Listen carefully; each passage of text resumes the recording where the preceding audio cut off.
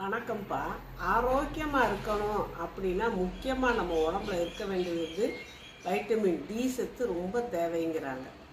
இப்போ குழந்தைய பிறந்ததுலேருந்து ஒரு கொஞ்ச நாளைக்கு ஒரு 6 மாதத்துக்காவது குழந்தைகளை காலையில் வெயிலில் போட்டு போட்டு எடுப்பாங்க. ஒரு அரை மணி நேரமாக வெயிலில் போடுவாங்க, வெயிலில்.